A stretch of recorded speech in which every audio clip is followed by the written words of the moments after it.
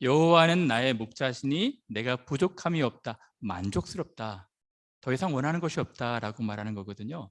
근데 하나님이 우리의 목자가 되셨을 때 우리에게 어떤 은혜, 어떤 혜택이 있길래 부족함이 없는 것일까요?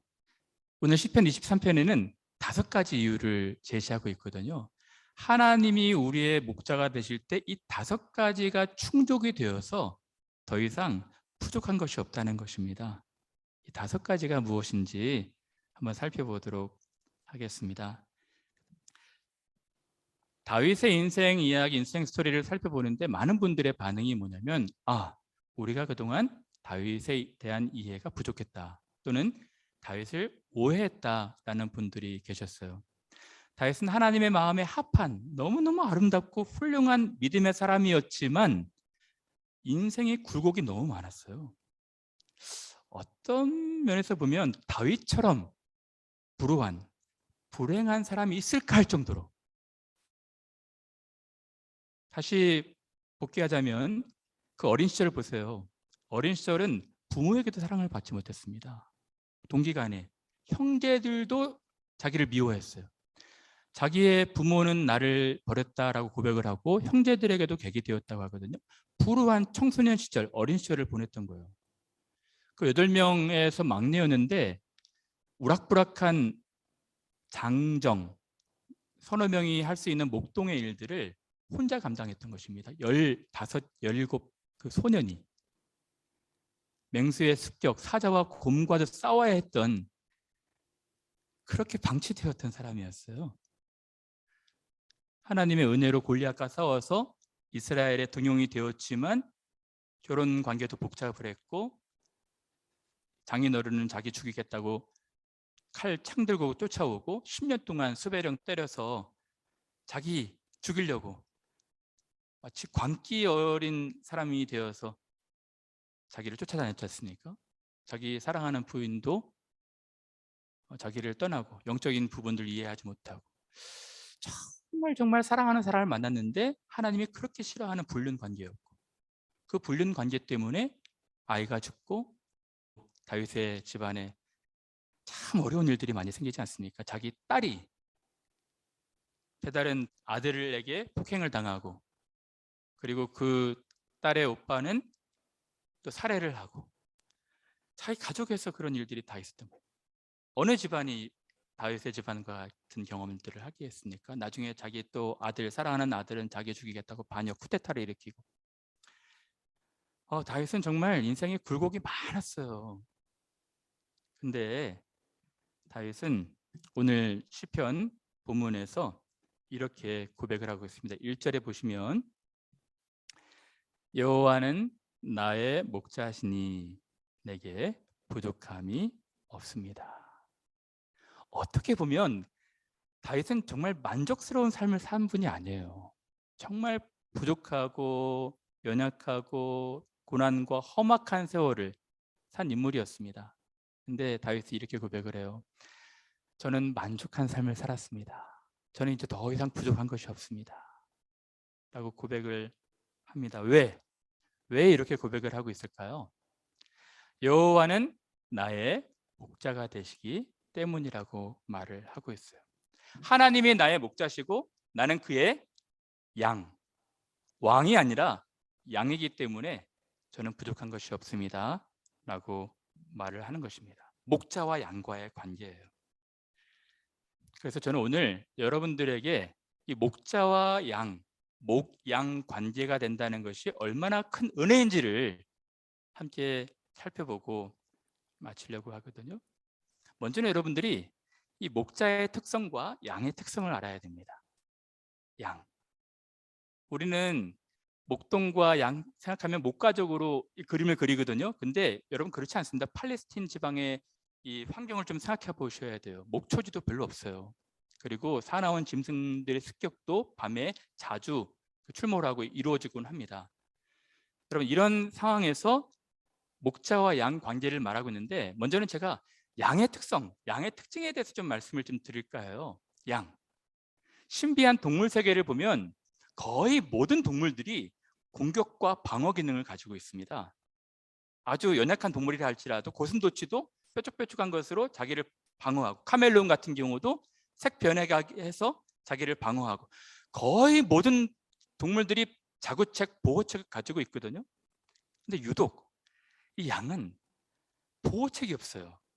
자기를 보호할 수 있는 날카로운 이빨도 없고 발톱도 없고 힘도 없고 위험을 알리는 신호, 목소리도 크지도 않습니다. 그러니까 맹수가 습격을 해오면 당할 수밖에 없어요. 민첩하지도 못해요. 그리고 양의 특성은 목자가 필요하다는 것입니다. 목자의 인도가 없으면 고집스러워서 다 각기 자기 길로 가는, 그래서 이사야 53장에도 우리는 다 양 같아서 각기 제 길로 갔거늘, 목자의 인도가 없으면 다 풀뿌리 흩어져 가지고 길을 잃어버리는 것입니다. 길 잃어버린 양들은 많은데 길 찾고 다니는 양들은 거의 없거든요. 여호와는 나의 목자시니, 나는 하나님만 의존하고 있습니다.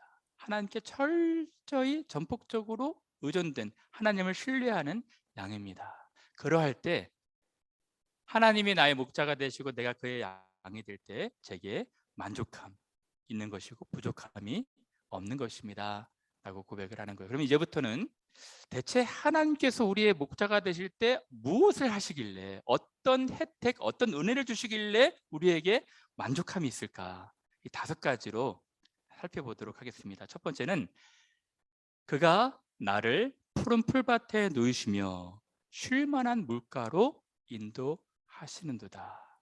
첫 번째는 공급입니다. 공급. 그가 나를 풀밭에 누이시며, 그래서 풀밭은 우리는 안식, 쉼 이렇게 이해를 하지 않습니까? 저 푸른 초원 위에 그림 같은 집을 짓고 그것을 연상해서. 그런데 양의 관점으로 보면 이 풀밭은 먹이에요. 먹을 것, 그죠? 하나님이 목자 되신 그분이 나에게 먹을 것을 공급하신다는 것입니다. 먹을 것을 공급하시고 또 누이시며, 누이신다는 것은, 양은 두려움이 많은 동물이기 때문에 쉽게 눕지 못한다 하거든요.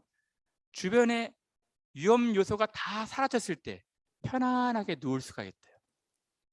먹고 누울 수 있는 공급. 푸른 풀밭에 누이시며, 여러분 이스라엘 가보신 분들 계시죠? 제가 이스라엘 한번 가보니까 이스라엘은 황량해요. 목초지가 많이 없어요. 목초지가 많이 없기 때문에 이 목동의 고민은 뭐냐면, 오늘 여기에서 양 먹이를 먹으면 다음 갈 곳을 계획해 놔야 돼요. 또 미리 답사도 가보고 찾아서 다음 양을 이동할 장소를 찾아야 되거든요. 굉장히 힘든 목자의 일입니다. 그것처럼 하나님께서 우리를 먹이신다는 거예요. 우리를 어떻게, 어느 장소에서 어떤 방법으로 먹일지 고민하신다는 것입니다. 아무것도 염려하지 말아라. 먹을 것, 입을 것, 쓸 것 하나님이 다 알아서 하신다는 것입니다. 그렇죠? 하나님은 공급하시는 분이세요. 또 스틸 워터, 쉴 만한 물가.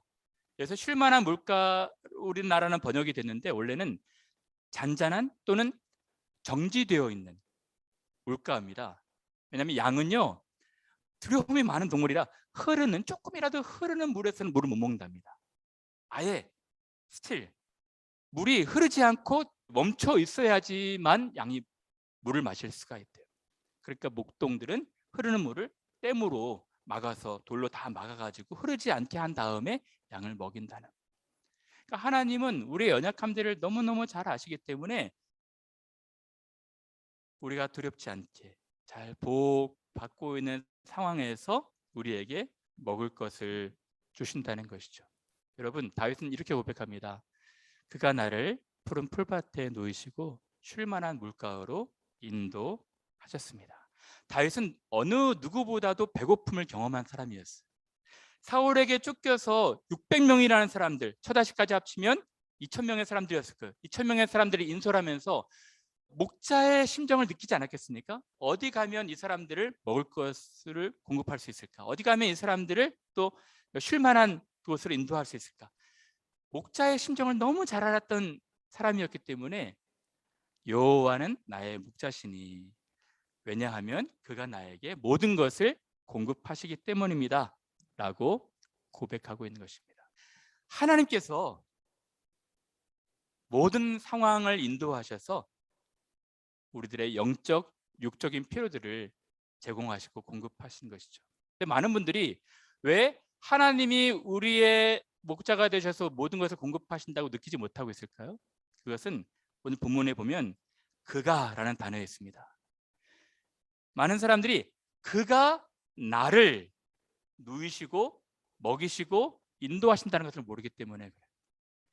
여러분, 우리 신자들은요 이렇게 고백하는 사람들입니다. 그가 나를 풀밭에 누이시고 쉴만한 물가로 인도하시는도다. 이 인격적인 관계가 형성이 되어 있어서 감사와 감격이 이루어지는 것이죠. 여러분, 근데요 처음으로 공급하시는 하나님 목자의 은혜를 얘기하고 있지만 이것이 다가 아닐 겁니다. 왜냐하면 오늘날 보십시오. 현대는 자원이 풍부한 넘치는 그런 시대잖아요. 어떤 분들이 얘기하더라고요. 오늘 21세기의 중산층의 삶은 마치 17세기의 왕족의 삶과도 같다는 것입니다. 그처럼 모든 것이 다 갖춰져 있잖아요.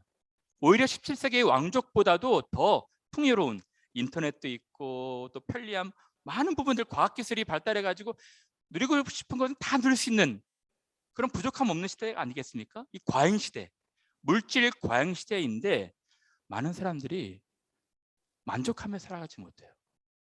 이렇게 풍성한데 또 오늘의 시대를 자녀 위기 시대라고 하거든요. 왜 그렇게 말을 할까요?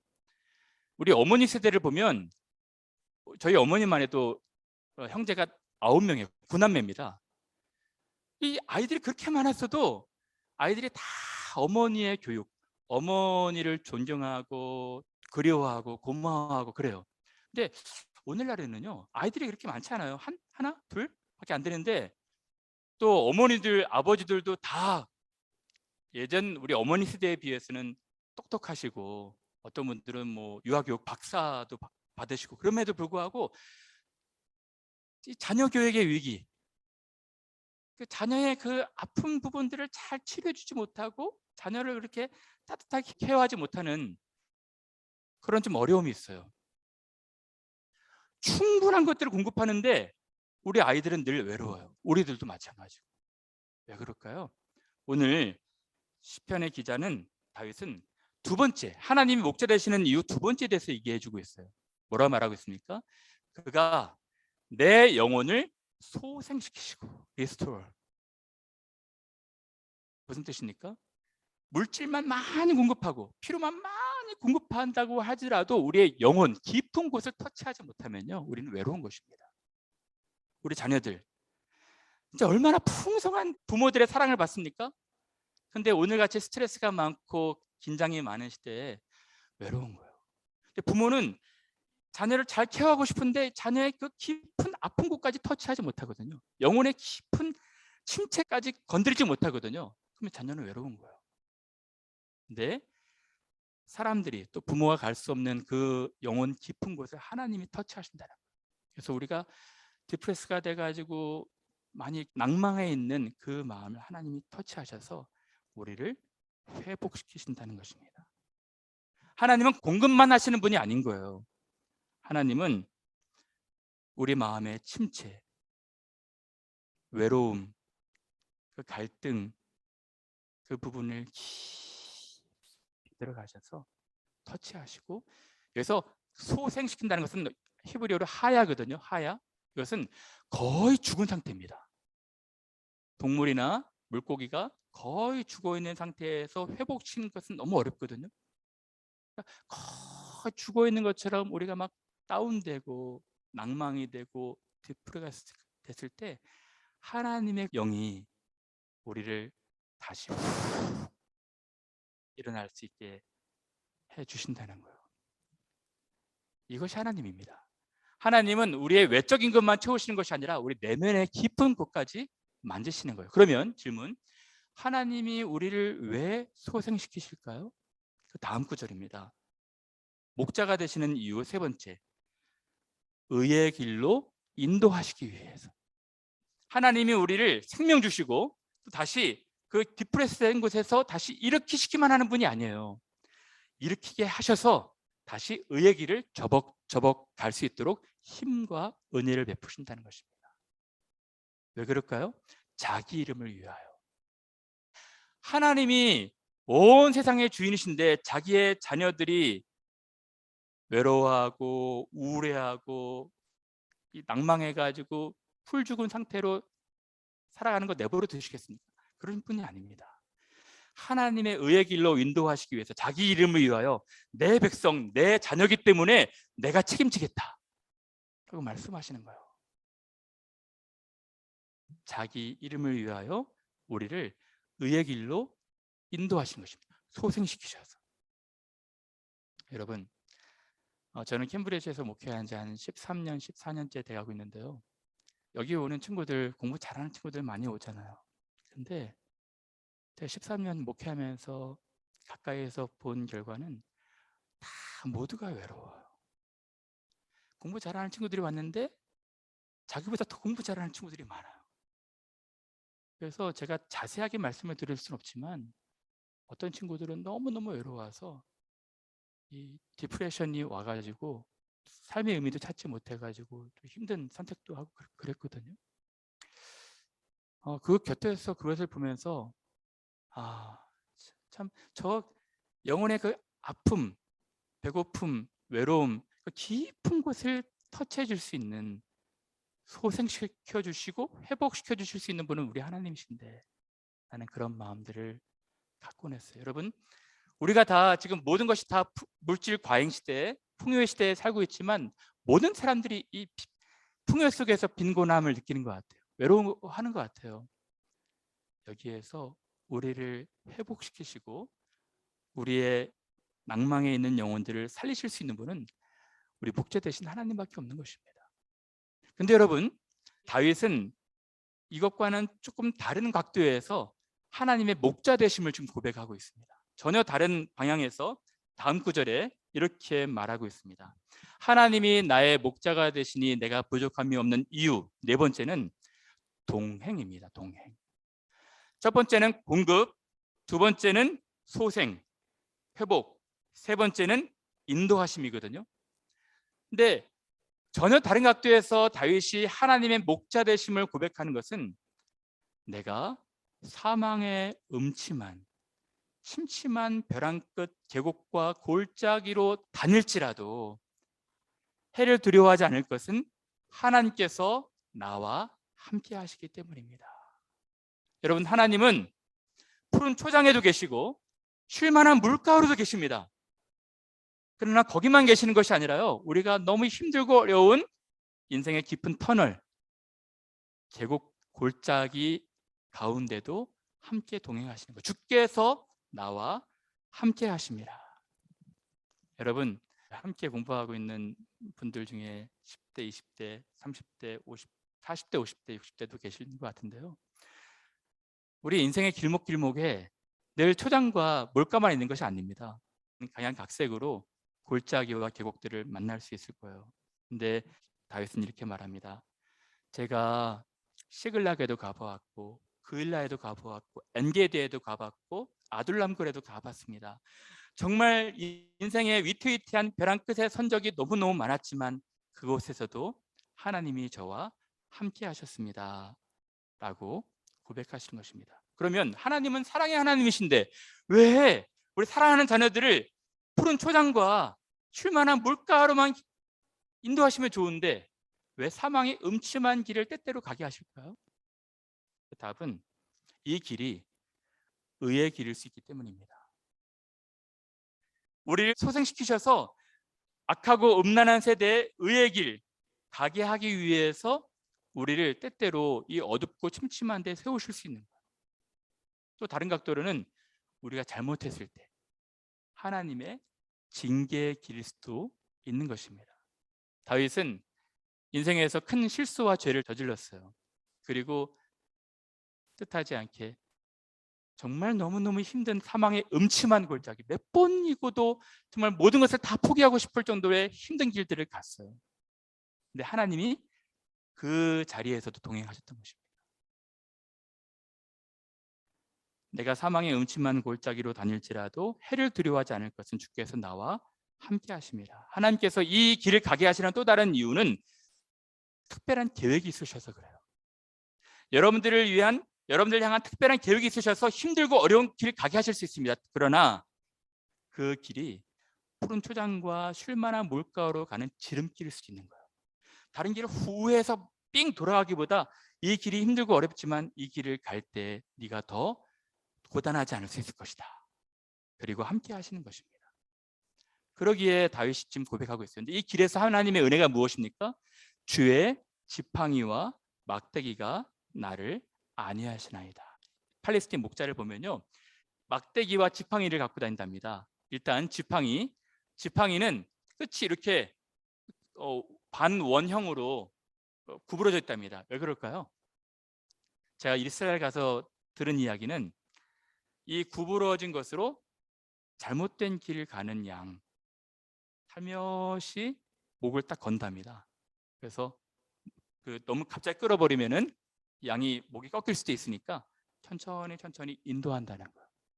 이 막대기는 맹수와 또 사나운 짐승들 대항해서 싸울 수 있는, 그러니까 하나님이 우리의 연약한 성정들을 잘 아셔서 우리가 사망의 음침한 골짜기를 갈 때 잘못 삐끗할 수도 있고 또 잘못된 길을 갈 수 있으니까 서서히 우리를 인도해 주신다는 거예요. 그리고 여기에서 출몰하는 우리의 대적들, 악한 사람들 하나님 막대기로 싸우시겠다는 것입니다. 다윗이 그것을 경험한 거예요. 다윗이 그 힘들고 어려운 눈물 골짜기를 갈 때 하나님이 자기와 함께 하시는 것을 경험한 거예요. 주의 지팡이와 막대기로 자기가 보호되고 있다는 것을 알게 된 것입니다. 사랑하는 여러분, 여러분들 어떻습니까? 하나님이 여러분들의 목자가 되십니까? 목자가 되셨을 때 이러한 은혜들이 있고 있습니까? 저는 이 네 번째보다 마지막 다섯 번째가 참 저에게는 감동적이었어요. 그것이 무엇일까요? 이렇게 기록되어 있습니다.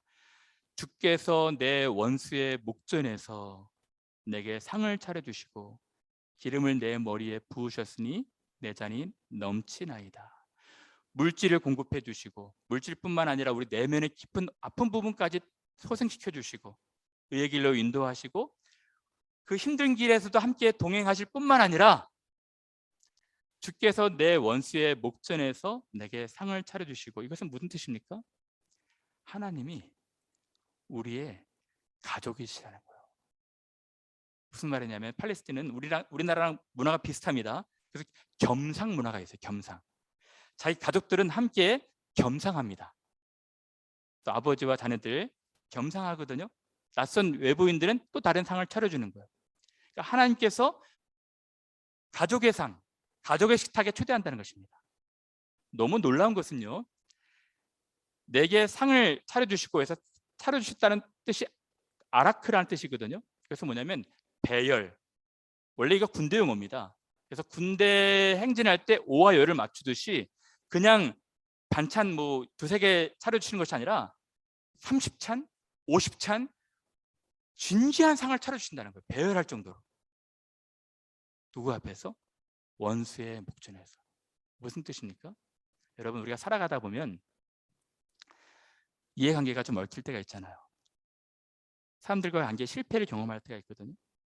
근데 내가 잘못했을 수도 있고 또 상대방이 잘못했을 수도 있어요. 그래서 상대방이 잘못한 경우라면 억울하겠죠. 근데 하나님이 우리에게 말씀하신 것이 무엇입니까? 원수 갚는 것이 내게 있으니 너는 가만히 있어라. 내가 갚을 것이다. 오히려 악을 악으로 갚지 말고 선으로 악을 이겨라. 우리에게 요구하시는 것이 뭐냐면 똑같이 대응하지 말라는 거예요. 눈에는 눈, 이에는 이. 그렇게 하지 말라는 것입니다. 왼쪽 뺨 때리면 오른쪽 돌려대고 오리 가게 하면은 심리도 동행하고 그렇게 선행을 베풀라는 거예요. 그 다음에는 하나님이 알아서 하시겠다는 것입니다. 하나님이. 그래서 우리는 너무 마음이 아파서 이 관계 실패 때문에 힘들어하고 있는데 하나님께서 초대해가지고 그 우리 마음 아프게 한 사람 바로 앞에서 우리를 인정해 주신다는 거예요. 이것이 우리 하나님 목자가 되실 때 우리가 받는 은혜인 것입니다. 사람들은요 잘 몰라요. A와 B와의 관계에서 어려움이 생길 때 사람들은 잘 판단하지 못합니다. 하나님은 모든 것을, 심장과 폐부를 통찰하시는 하나님은 모든 것을 다 아시기 때문에 그 모든 관계를 정리하시고 우리를 따뜻하게 맞으신다는 거예요. 모르드게와 하만을 하나님께서 이제 제거하시고 모르드게를 세우시지 않습니까? 그리고 욥과 세 친구를 나무라시고 또 욥을 인정하시지 않습니까? 모세와 형 누나 모세를 하나님께서 또 칭찬하시잖아요. 하나님이 다 정리하시는 거예요.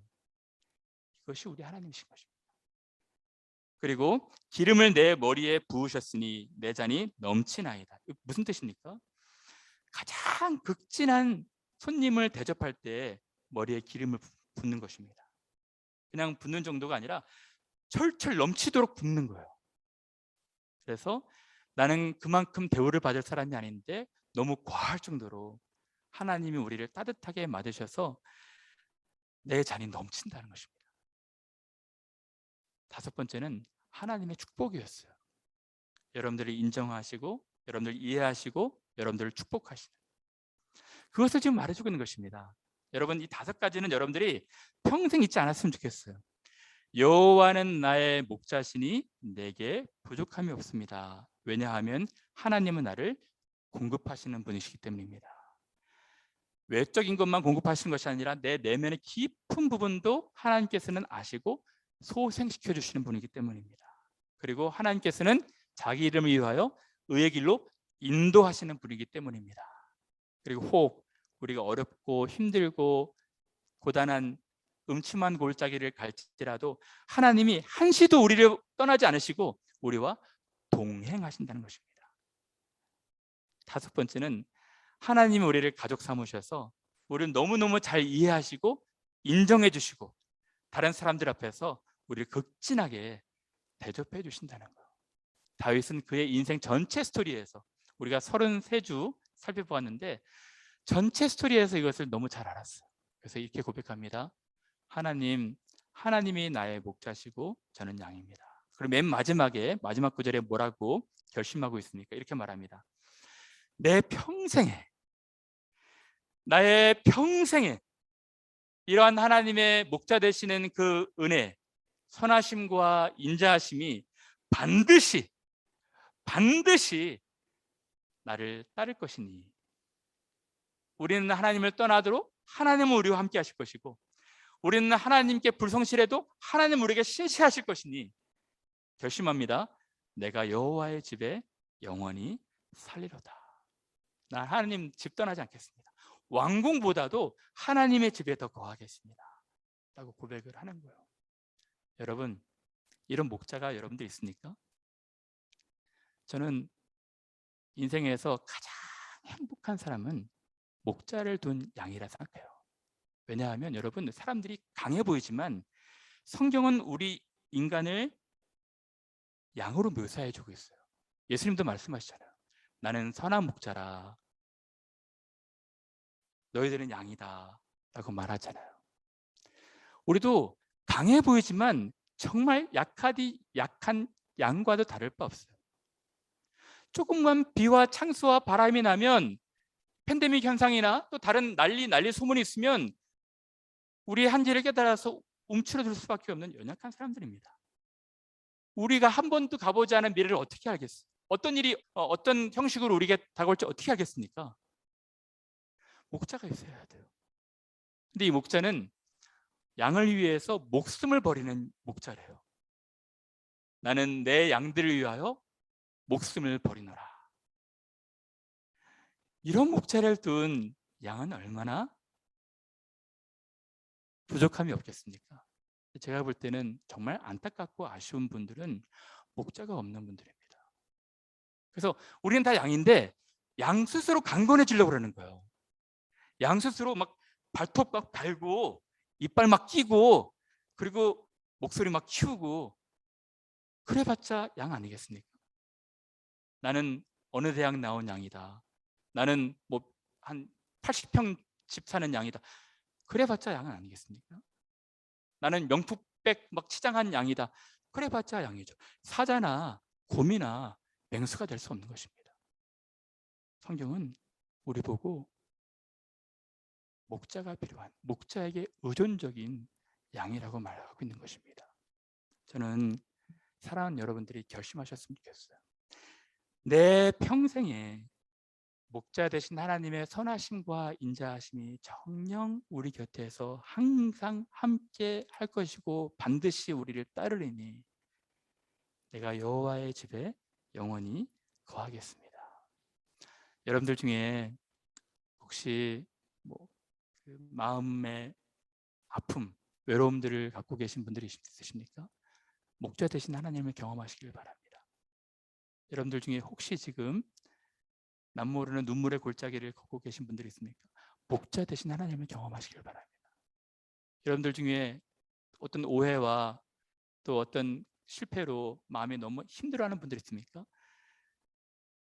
원수의 목전 앞에서 상을 베푸시고 머리에 기름을 부으시는, 넘치도록 부으시는 목자 되신 하나님을 경험하시길 바랍니다. 그 목자 되신 하나님이 여러분들의 삶들을 선히 인도하실 수 있도록 우리 기도하시는 여러분들 되시길 바랍니다.